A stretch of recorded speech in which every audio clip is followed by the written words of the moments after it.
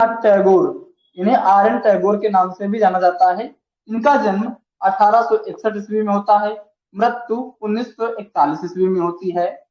जन्म स्थान पश्चिम बंगाल के कोलकाता में जोड़ासांको नामक स्थान पर हुआ था। जन्म के लिए बहुत प्रसिद्ध हैं और जन्म स्थान के लिए भी बहुत प्रसिद्ध हैं।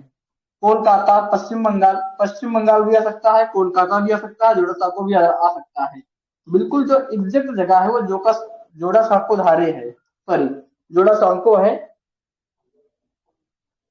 इसके बाद देखते हैं इनके पिता, रविन्द्रनाथ टैगोर के पिता का नाम देवेंद्र नाथ टैगोर था। भतीजे जो थे अवनींद्र नाथ व गगनेन्द्र नाथ टैगोर, रविन्द्रनाथ टैगोर के भतीजे थे। रविन्द्रनाथ टैगोर कवि, कहानीकार, कवि कवि कहानीकार, संगीतकार, कवि कहानीकार, संगीतकार, उपन्यासकार, अभिनेता, गुरुदेव, विचारक, दार्शनिक, चित्रकार आदि थे। जबकि इन्होंने मूर्ति कला में विशेष कोई कार्य नहीं किया है।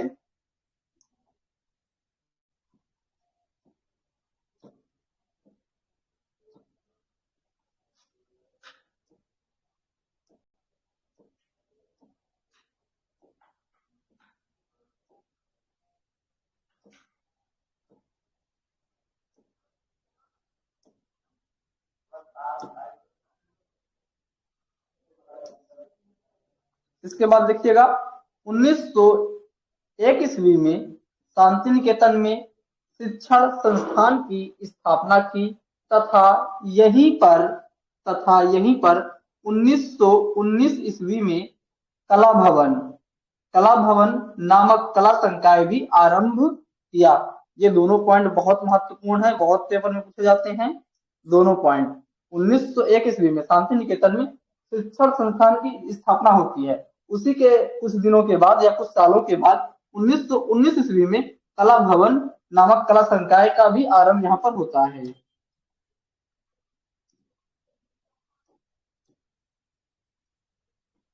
इसके बाद देखते हैं सन 1913 ईस्वी में इन्हें गीतांजलि नामक कृति हेतु प्रसिद्ध साहित्य पर आपको नोबेल पुरस्कार, गीतांजलि एक पूरी कृति थी, उसमें एक अंग्रेजी का संस्करण था, उसी अंग्रेजी संस्करण पर रविन्द्रनाथ टैगोर को नोबेल पुरस्कार मिला था।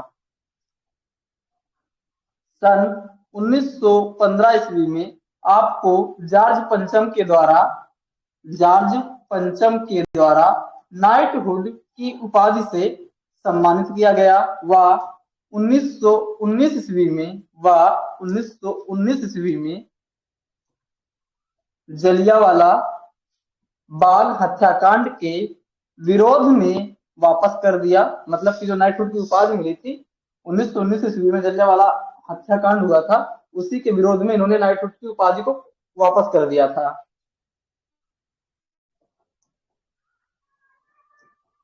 रविंद्रनाथ ने वृद्धावस्था में लगभग 67 वर्ष, बहुत इंपॉर्टेंट पॉइंट है ये, रविन्द्रनाथ टैगोर ने 67 वर्ष में चित्रकारी प्रारंभ की थी और क्या बोलते हैं गगनेन्द्र टैगोर ने 38 वर्ष की उम्र में प्रारंभ की थी।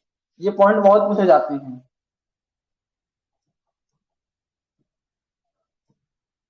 देखिएगा रविंद्रनाथ ने वृद्धावस्था में लगभग 67 वर्ष की उम्र में 1928 ईस्वी में चित्र बनाना आरंभ किया तथा 1940 ईस्वी में चित्र बनाना समाप्त कर दिया। बहुत इंपॉर्टेंट रहता है ये पॉइंट आपका। इनकी चित्रण शैली वेरी इंपॉर्टेंट ये भी पॉइंट है। इनकी चित्रण शैली भारतीय आधुनिक विमूर्त शैली मानी जाती है। कई बार पेपर में पूछा गया है ये पॉइंट। इन्होंने अपने अधिकांश चित्र कजली स्याह कलम में बनाए हैं, वेरी इंपॉर्टेंट। इनके अधिकांश चित्र बिना किसी पूर्व योजना के बने हैं। ऐसे चित्रों को स्वतः सुखाए स्वयं के सुख के लिए कहते हैं या होते हैं, स्वयं के सुख के लिए होते हैं या कहते हैं। रविंद्रनाथ टैगोर के चित्रों की प्रथम प्रदर्शनी, बहुत इंपॉर्टेंट है ये, रविंद्रनाथ टैगोर के चित्रों की प्रथम प्रदर्शनी 1930 ईस्वी में 1930 ईस्वी में 1930 ईस्वी में 1930 ईस्वी में 1930 ईस्वी में पेरिस के पिगाल आर्ट गैलरी में हुई। उसके बाद लंदन व बर्लिन आदि स्थानों पर प्रदर्शनियां हुई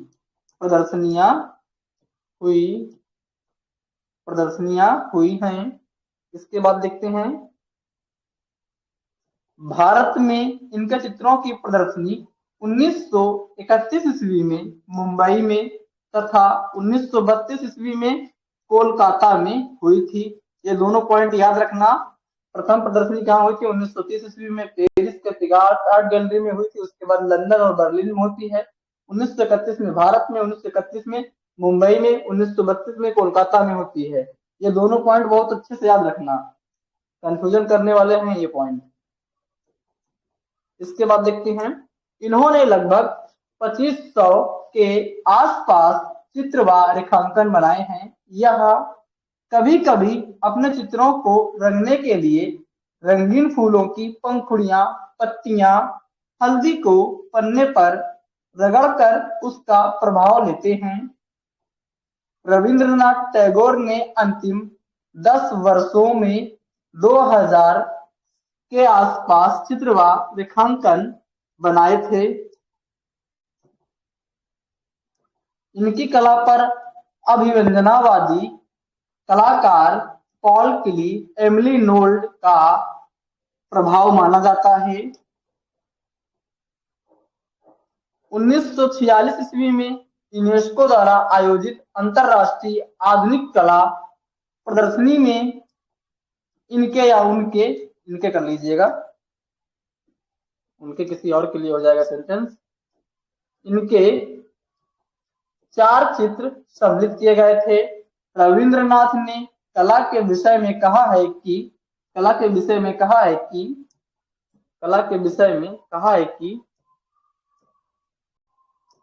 कला में मनुष्य अपनी अभिव्यक्ति करता है। वेरी इंपॉर्टेंट, पेपर में पूछा गया है ये भी पॉइंट आपका। मनुष्य स्वयं में अपनी अभिव्यक्ति करता है, वेरी इंपॉर्टेंट। रविंद्रनाथ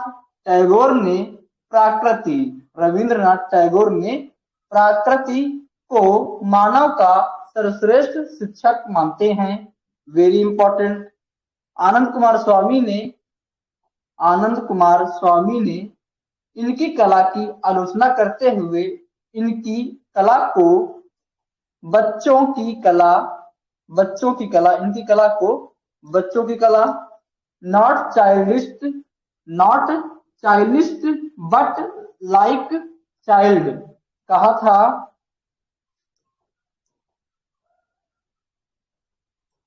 यह अति यथार्थवादी कलाकार माने जाते हैं।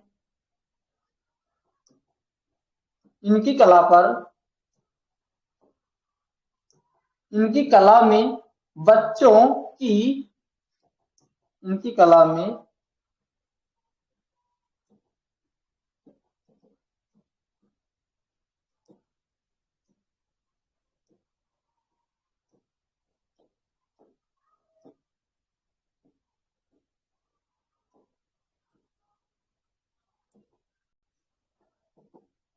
देखिएगा, यह अति यथार्थवादी कलाकार माने जाते हैं।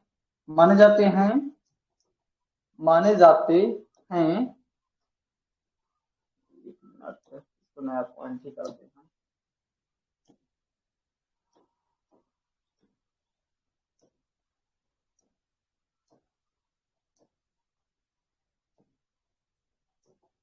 यह अति यथार्थवादी कलाकार माने जाते हैं। इनकी कला में बच्चों की कल्पना वाला अति यथार्थवाद दृष्टिगत होता है।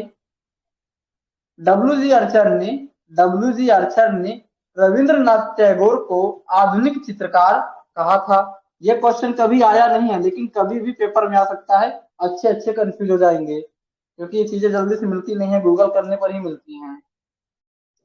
इनके चित्रों का प्रमुख विषय भारतीय नारी था। ये भी क्वेश्चन पूछा गया पेपर में। इन्होंने भारत में सर्वप्रथम कैलीग्राफी, अब यहाँ पर सर्वप्रथम प्रयोग हुआ तो कैलीग्राफी के पितामह भी माने जाएंगे। और चित्रों में कौन प्रयोग करता है? विनोद बिहारी मुखर्जी और वी एस गायतोंडे अपने चित्रों में कैलीग्राफी का प्रयोग करते हैं। और कैलीग्राफी लिखी किससे जाती है? एक रीड पेन आता है, जब ग्राफिक पढ़ाएंगे वहां पर रीड पेन आता है, उससे कैलीग्राफी लिखी जाती है।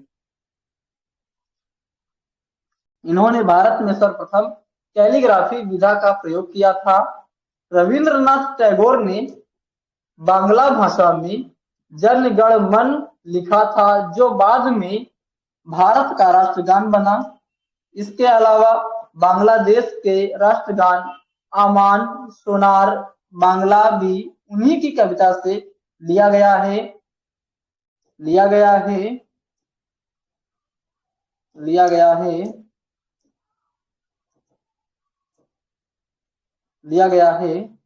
आमान सोनार बांग्ला 1905 ईस्वी में लिखा गया था।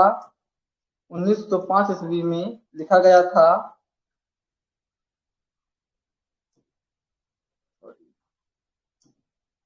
1905 ईस्वी में लिखा गया था। इसके बाद देखिएगा, तीसरा देश श्रीलंका था, जिसके राष्ट्रगान में भी उनकी अमिट छाप दिखाई देती है। सन 1911 ईस्वी में रविंद्रनाथ टैगोर के 150 वर्षगांठ के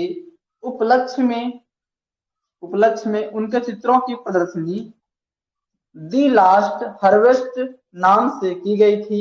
वेरी इंपॉर्टेंट, यह टीजीटी में पूछा जा सकता है, ध्यान दीजिएगा इसको। सत्यजीत रे ने रविंद्रनाथ टैगोर के ऊपर रविंद्रनाथ टैगोर शीर्षक से 54 मिनट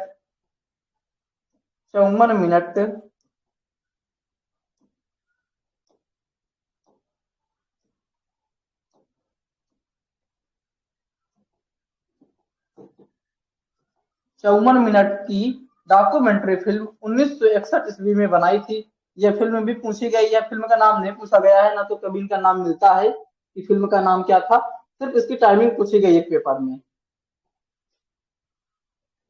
रविंद्रनाथ टैगोर ने विचित्र क्लब की स्थापना 1915 ईस्वी में की थी। वेरी इंपॉर्टेंट, पश्चिम बंगाल में की थी।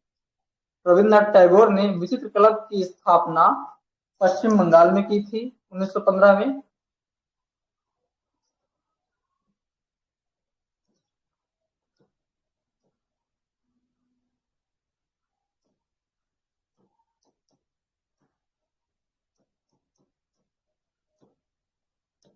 पश्चिम बंगाल में की थी।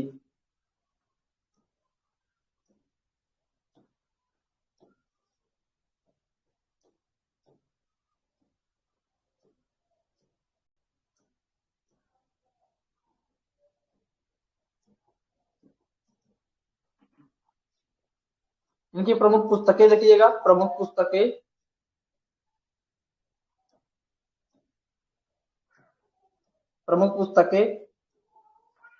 Religion on a artist, creative unity, the personality, सहज पाठ पुस्तक है, लेकिन इसका चित्रण किसने किया है? नंदलाल बोस ने किया है। ये सभी पेपर में पूछे गए। गीतांजलि इनकी कृति रहती है। चित्रण किसने किया गीतांजलि पर? नंदलाल बोस ने किया है। गीत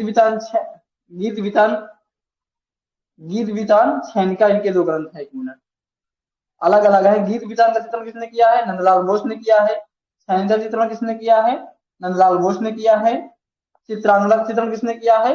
अवनींद्रनाथ टैगोर ने किया है। 1932 में किया था चित्रांगदा का। वहां पर टाइमिंग लिखा हुआ है, यहाँ पर टाइमिंग नहीं दिखाएंगे। इसके बाद देखते हैं the king of dark chamber. ये म्यूरल है, लखनऊ के रविंद्रालय में बना है, जिसमें 13,013 टाइल्स का प्रयोग किया गया है। और इसका चित्रण, इसको बनाया किसने? के जी सुब्रमण्यम। के जी सुब्रमण्यम के सहायक कौन थे? के लक्ष्मण गौड़। जीवन स्मृति का चित्रण गगनेन्द्रनाथ टैगोर ने किया है।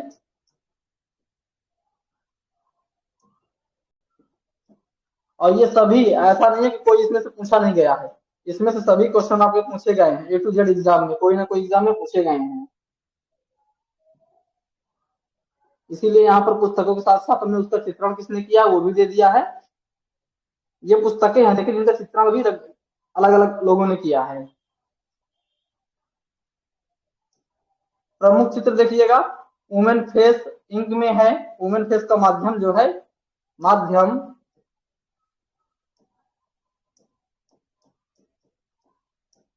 माध्यम इंक है।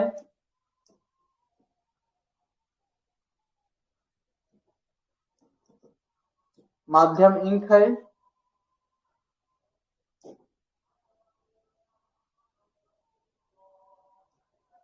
वुमेन फेस, माध्यम इंक, डांसिंग गर्ल नृत्यकी लड़की, नृत्यकी लड़की, ब्रूडिंग, मशीन मैन, ए फंटास्टिक बर्ड, सफेद धागे, खिन्नावस्था, भारतीय नारी, क्रंदन करता ऊंट।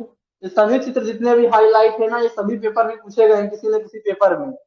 सब तैयार करना है आप लोगों को। शॉर्टकट नोट्स बनाइएगा तभी चीजें तैयार होंगी। इकट्ठा तैयार करने के चक्कर में तो थोड़ा सा दिक्कत होगी, पर तैयार होगा। साक्षात्कार, इंटरव्यू, प्रेमी युगल, विसर्जन, फूल के साथ महिला, द मैन राइटिंग ऑन ए डंकी, थके हुए यात्री, वेदना, हताश पुरुष, पक्षी युगल, प्राचीन कानाफूसी, आत्म निरीक्षण, माँ व बच्चा, लाफिंग फेस, सांध बेला, दाढ़ी वाला आदमी। ये इनके प्रमुख चित्र रहते हैं। इसके बाद गगनेन्द्रनाथ टैगोर आते हैं आपके। गगनेन्द्रनाथ टैगोर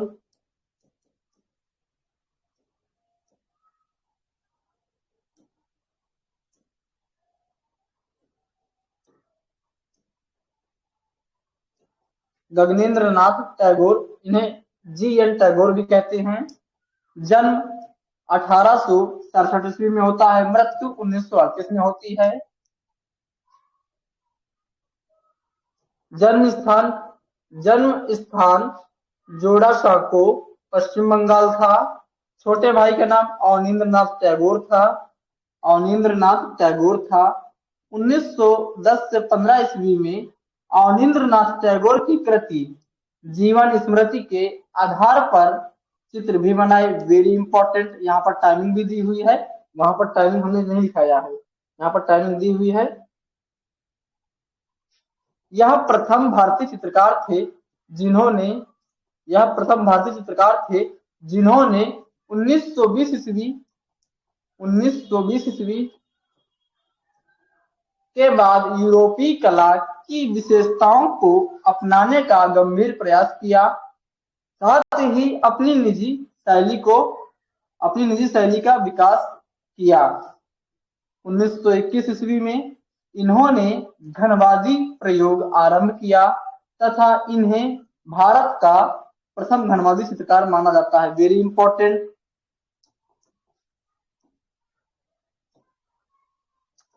1921 ईस्वी से इन्होंने घनवादी प्रयोग आरंभ किया तथा इन्हें भारत का प्रथम घनवादी चित्रकार माना जाता है। इन्होंने लगभग 38 वर्ष की उम्र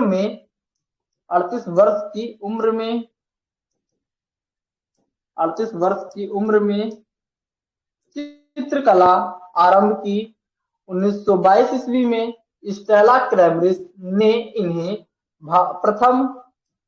प्रथम भारतीय घनवादी चित्रकार की संज्ञा दी। वेरी इंपॉर्टेंट, बहुत बार पूछा गया है कि प्रथम भारतीय घनवादी चित्रकार की संज्ञा किसने दी? स्टेला क्रैमरिस। कब दी? 1922 में। प्रयोग कब किया था? 1921 में घनवादी प्रयोग प्रारंभ कर दिया था। ठीक।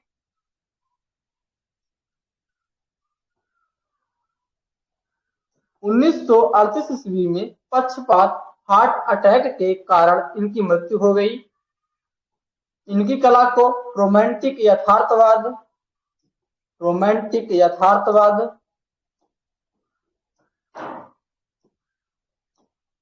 इनकी कला को रोमांटिक यथार्थवाद भी कहा जाता है। इन्हें भारत का प्रथम व्यंग्य कलाकार, कार्टूनिस्ट माना जाता है। इन्होंने 1917 ईस्वी में कार्टून भी बनाए जो लिथोग्राफ में हैं, लिथोग्राफ माध्यम में हैं, लिथोग्राफ माध्यम में हैं, लिथोग्राफ माध्यम में हैं। प्रमुख पुस्तक इनकी एक रहती है भोदोर बहादुर, बच्चों की कला। नोट पॉइंट देखिएगा, इन्होंने अपने परियों की कहानी, काले सफेद रेखा चित्र, अमूर्त एवं धनवादी चित्र बनाए हैं। वेरी इंपॉर्टेंट, ये पूछा गया है।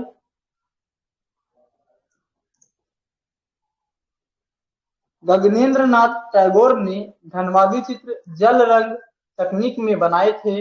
गगनेंद्र नाथ टैगोर ने अवनींद्र नाथ टैगोर के साथ मिलकर Indian society of oriental art Kolkata में 1907 ईस्वी में स्थापना की थी।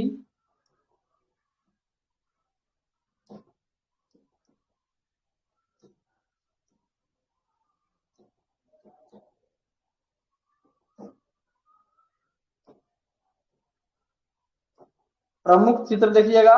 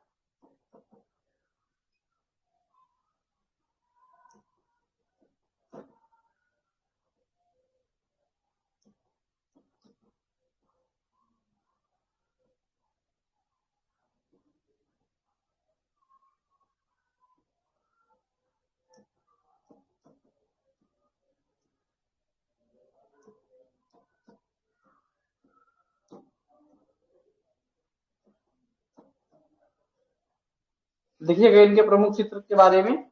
एक क्यूबिस्टिक सिटी लाल रंग में है। जलपान 1917 में लिथोग्राफ में है। धर्मेश्वरी लिथोग्राफ में है।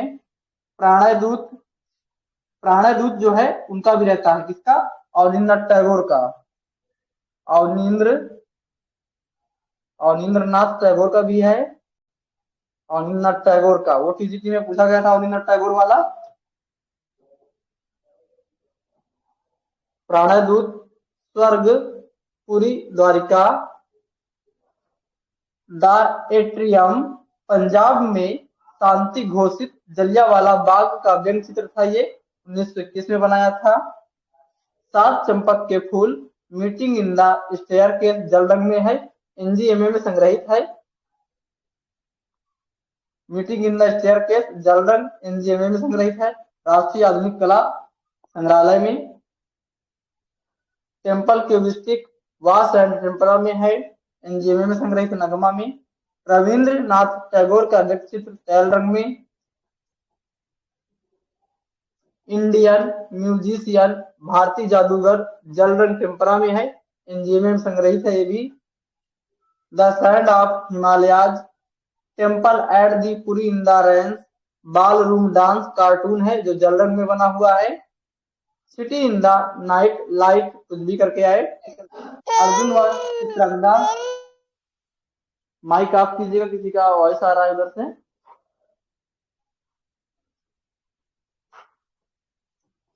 डिपार्चर ऑफ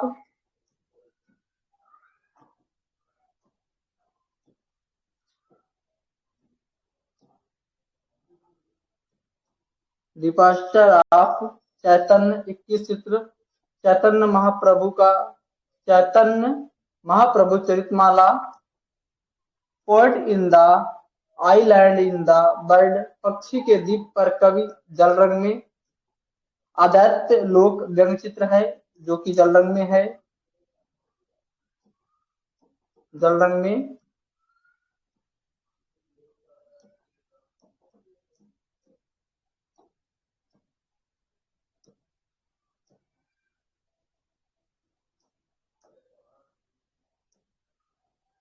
विरूप वज्र व्यंग चित्र है जो जल रंग में है।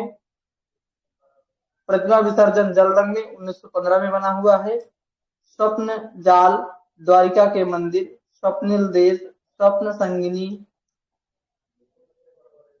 पक्षी के लिए नारी, कल्प अवतार, सारंगी वादक सारंगी प्लेयर, हिमालय पर Parvati, spirit of the night, Premdoot, passing of the artist, ये प्रमुख चित्र थे।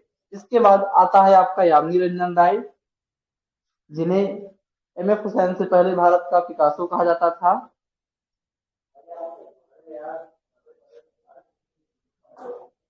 यामिनी रंजन राय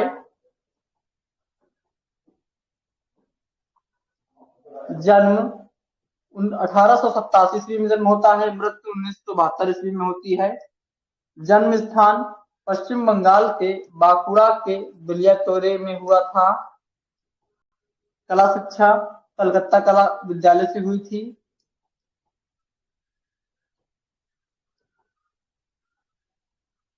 आरंभ में यह व्यक्ति चित्र अधिक बनाया करते थे, किंतु 1910 ईस्वी के बाद इन्होंने अपनी कला में नवीन प्रयोग आरंभ किए। इन्होंने बंगाली अल्पना तथा पाटुआ नामक जनजाति द्वारा बनाए जाने वाले खिलौने, कालीघाट चित्र, रेखांकनों आदि से प्रेरणा ग्रहण कर लोक कलाकार के रूप में चित्रकला का एक नया आयाम प्रस्तुत किया। वास्तुतः इन्होंने बंगाल शैली की विशेषताओं को नाम अपनाकर लोक कला को अपने चित्रण का आधार बनाया, जिसमें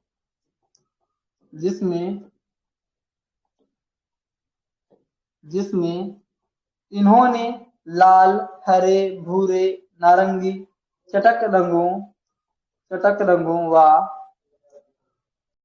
गर्म रंगों में टेम्परा माध्यम में मोटी लययुक्त रेखाओं से चित्रांकन किया था।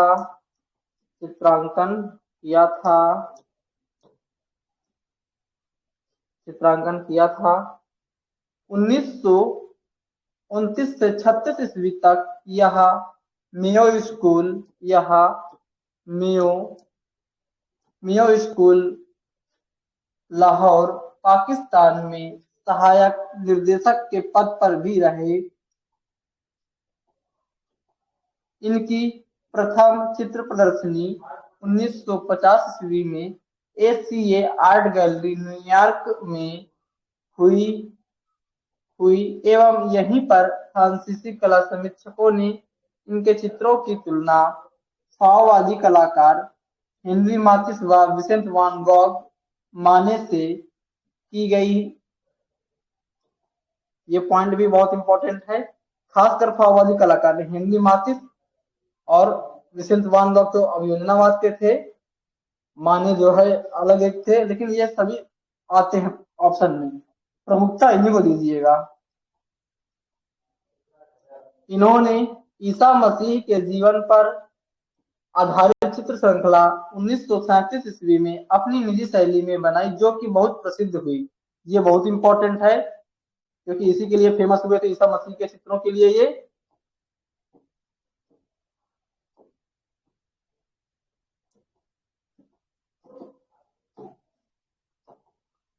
25 मार्च 1949 ईस्वी 25 मार्च 1949 ईस्वी 25 मार्च 1949 ईस्वी में इन्होंने दिल्ली में दिल्ली कीर्ति चक्र की स्थापना में महत्वपूर्ण योगदान दिया था। महत्वपूर्ण योगदान दिया था।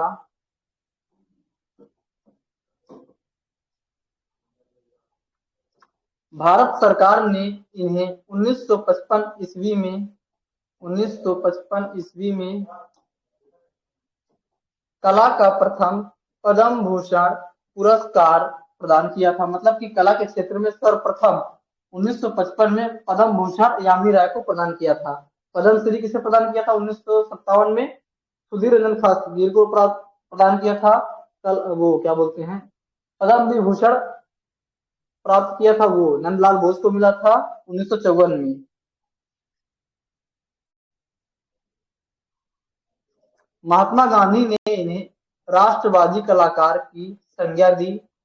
यूरोपीय कला समीक्षकों ने इन्हें भारतीय कला का पैगंबर कहा था। ये सभी पॉइंट बहुत पूछे गए हैं पेपर में, एक भी पॉइंट ऐसा नहीं है जो पूछा नहीं गया है।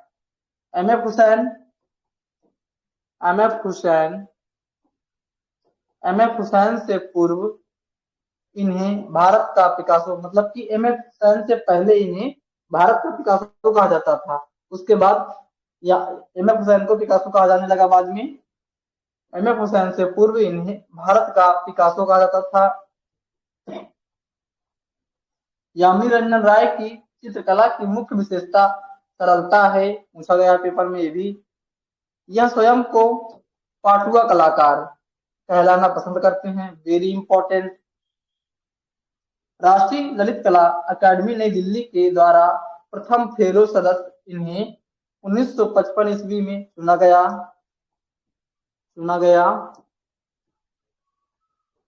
इनके कला जीवन पर एक डॉक्यूमेंट्री फिल्म पोर्ट्रेट ऑफ ए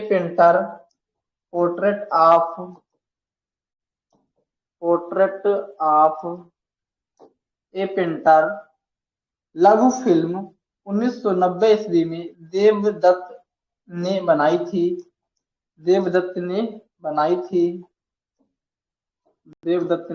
थी। इनकी चित्रण शैली चाइल्ड आर्ट, बच्चों की कला जैसी प्रतीत होती है।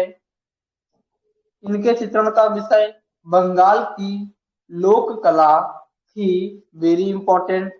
यामिनी राय कहते हैं जैसे बच्चा हो उसे गोद में ले लेते हैं, ऐसी ही मेरी कला है, वेरी इंपॉर्टेंट। यामिनी राय काली घाट शैली फोक लोक कला से बहुत प्रभावित थे, वेरी इंपॉर्टेंट। यामिनी राय को लोक कला के पुनर्जागरण का पिता माना जाता है, वेरी इंपॉर्टेंट। यामिनी राय ने पाटुआ की लोक शैली और बाइजेंटाइन मसीह का संकलन अपनी कला में किया था, वेरी इंपॉर्टेंट। इसके बाद इनके कुछ कथन रहते हैं। कथन: भारतीय कलाकारों को अपनी कला को मजबूत करने के लिए लोक कला तथा लोक नीति को अपनाना होगा। दूसरा कथन है, रंगों के प्रति मेरी आसक्ति इतनी तेज थी कि जब भी मैं किसी काम से बाजार की ओर भेजा जाता तो मेरे पांव सबसे पहले मुझे रंग साज की दुकान पर ले जाते और मैं घंटों शुद्ध बुद्ध खोए रंगों के साथ उनका उलझना देखता था। ये दोनों कथन पूछे गए हैं पेपर में दिल्ली के। इसके बाद इनके प्रमुख चित्र आते हैं। प्रमुख चित्र: ईसा मसीह श्रृंखला 1937 ईस्वी में बनी है, कागज पर टेम्परा एनजीएमए में संग्रहित है। कृष्ण और राधा गोपनीय का माध्यम है, कागज पर टेम्परा। माँ और शिशु मदर एंड चाइल्ड कैनवस पर टेम्परा में बनी हुई है। संथाल नृत्य ये 2021 में पूछा गया था। संथाल स्त्रियां, ये भी पूछा गया था। रामायण, तीन पुजारा ना या तीन पुजारी ना, दोनों एक ही चीज है। मछली दवाई बिल्ली, ब्लैक हॉर्स, ईसा और सूली, किंग ऑफ क्वीन, राजा और रानी, तीन स्त्रियां, थ्री वुमेन, घोड़ा गाड़ी, ढोल वादक, रथ पर राजा रानी, रथ यात्रा, गणेश और पार्वती, वृंदावन में कुंज गोपियां, वृंदावन में कुंज गोपियां, सीता की अग्नि परीक्षा, केकड़ा और बिल्ली, टैगोर और बापू, जोसेफ और ईसा, ईसा मसीह व उनके शिष्य, ईसा का जन्म, ईसा की सूली, कृष्ण और बलराम, राधा कृष्ण और बलराम, द वैष्णव,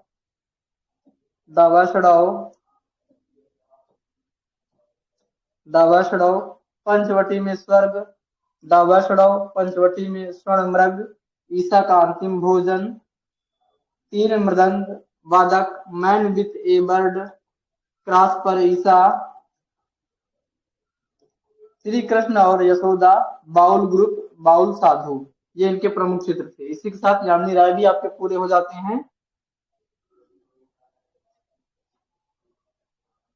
इसके बाद देखते हैं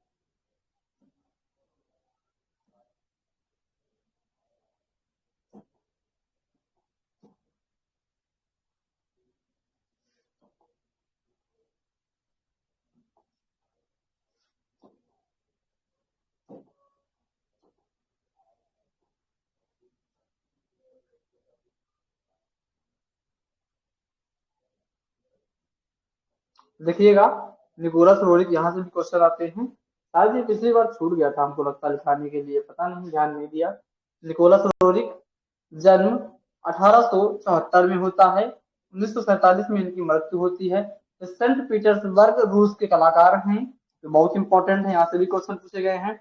इन्होंने भारत में प्रवास काल के दौरान हिमालय के कुल्लू घाटी के सौंदर्य ने बहुत प्रभावित किया। वेरी इंपॉर्टेंट पूछा गया है क्वेश्चन। इन्हें हिमालय की आत्मा का चित्रकार भी कहा जाता है। इन्होंने अपना स्टूडियो कुल्लू घाटी में स्थापित किया था। Very important. इसके पुत्र का नाम स्वास्तोस्लाव रोरिक था, यह भी चित्रकार थे।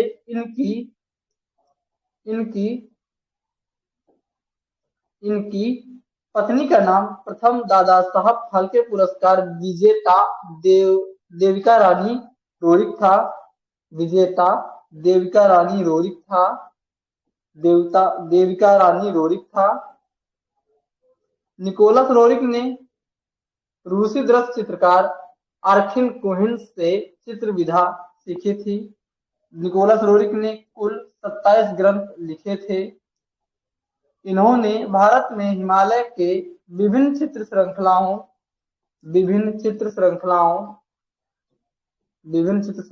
में अनेकों दृश्य चित्र बनाए। इनके अधिकांश दृश्य चित्रों में नीले रंग की प्रमुखता दिखाई पड़ती है। इन्होंने अधिकांश चित्र टेम्परा माध्यम में बनाए थे। इनके द्वारा लगाए गए रंगों को ब्राह्मणी रंग कहा जाता है।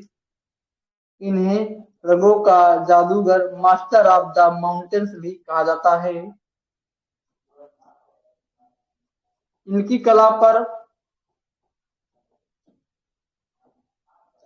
कला पर रूसी प्रतीकवाद का प्रभाव है। निकोलस रोरिक सोवियत संघ रूस के चित्रकार थे जो भारतीय कला के सौंदर्य से प्रभावित होकर भारत में 1928 ईस्वी में बस गए थे। Very important. इन्हें हिमालय की आत्मा का चचेरा भी कहा जाता है।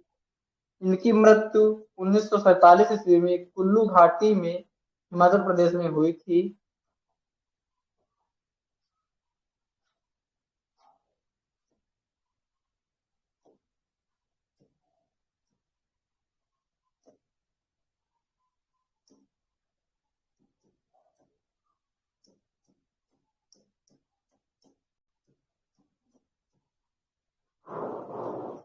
रंगों का जादूगर या कला का जादूगर, मास्टर ऑफ द माउंटेन्स भी कहा जाता है इन्हें। इसके बाद इनके प्रमुख चित्र देखिएगा।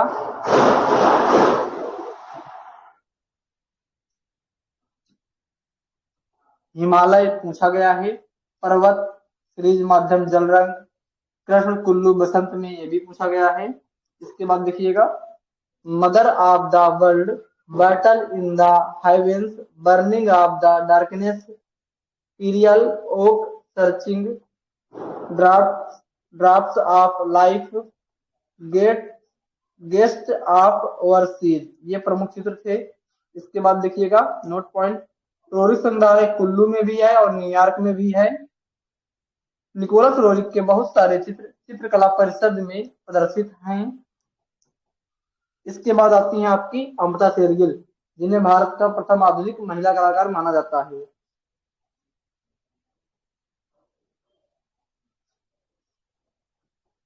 अमृता शेरगिल जन्म 1913 ईस्वी में, मृत्यु 1941 में होती है। जन्म स्थान हंगरी के बुडापेस्ट में हुआ था। पिता का नाम उमराव सिंह शेरगिल जो कि भारतीय थे। माता अंतोनेट गोरेसमन हंगेरियन थी। पिता पति जो है विक्टर एगन थे जो कि इनके कजन थे। कला गुरु ल्यूशियन शिमोन थे। कला शिक्षा पेरिस के एकोल दा बोजार में ल्यूशियन शिमोन के निर्देशन में हुई थी। इन्हें प्रथम आधुनिक भारतीय महिला कलाकार माना जाता है। पेरिस में कार्य करते हुए इनकी कला पर चित्रकार पॉल गॉगिन की तहनीती कला का बहुत प्रभाव पड़ा। Very important. अमृता शेरगिल सन 1921 में प्रथम बार भारत आई। 1934 में यह पुनः अपने माता पिता के साथ भारत लौट आई तथा शिमला के निकट समर हिल नामक स्थान पर अपना स्टूडियो बनाया।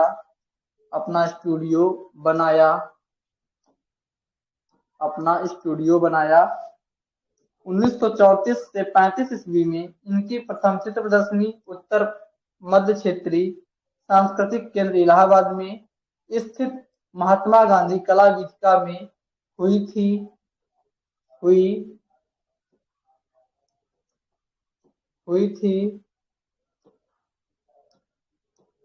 थी, जिसमें आनंद कुमार स्वामी ने इनकी एक पेंटिंग खरीदी। इसके अतिरिक्त प्रदर्शनी दिल्ली, मुंबई, हैदराबाद में हुई थी। 1936 ईस्वी में इन्होंने अजंता की यात्रा की तथा इनकी कला पर अजंता का बहुत प्रभाव पड़ा, वेरी इंपॉर्टेंट।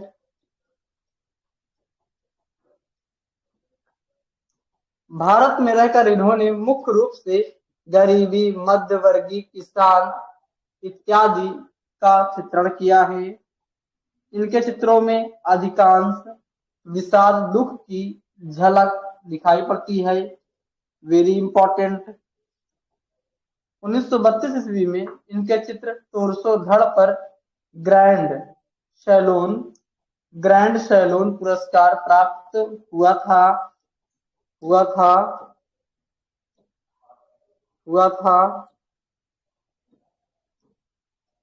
1940 ईस्वी में इन्हें बम्बई आर्ट सोसाइटी द्वारा भी सम्मानित किया गया।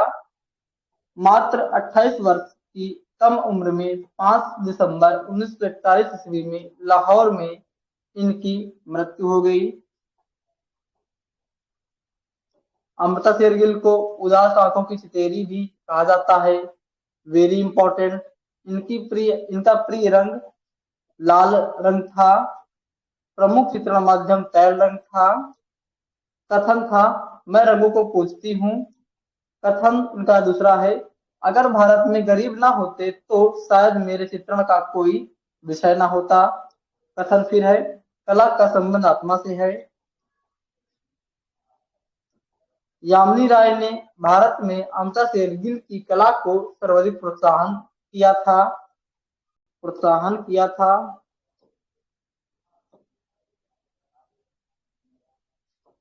इन्हें भारत की फ्रीडा kahlo भी कहा जाता है, वेरी इंपॉर्टेंट। अमृता शेरगिल भारतीय लघु चित्रकला से प्रभावित थी। इनके चित्रण विषय पूर्णतः भारतीय व तकनीक पश्चात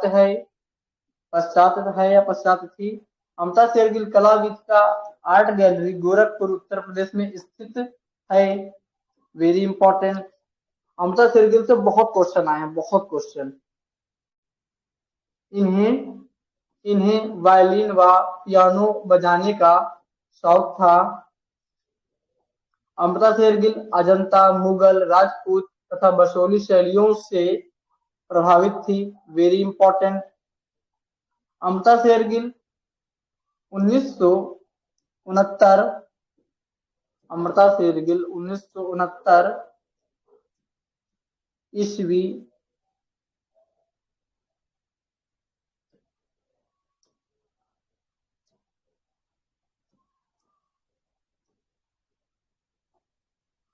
अमृता शेरगिल 1969 ईस्वी में कलाकार के बारे में एक वृत्त चित्र फिल्म है जो भगवान दास गर्ग द्वारा निर्देशित है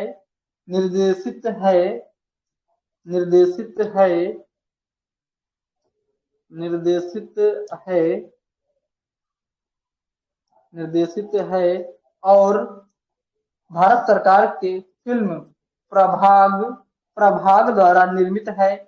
इसने सर्वश्रेष्ठ गैर फीचर फिल्म का राष्ट्रीय पुरस्कार जीता था। इसके बाद इनके प्रमुख चित्र आते हैं, पुस्तकें आती हैं। Art and appreciation, Indian art today, trends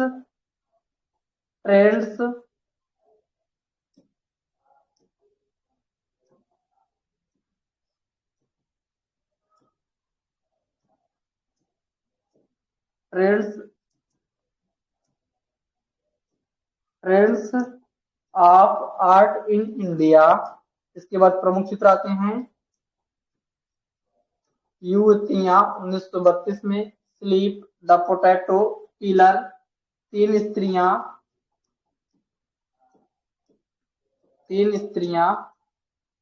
three women, mother India, तीन बहनें,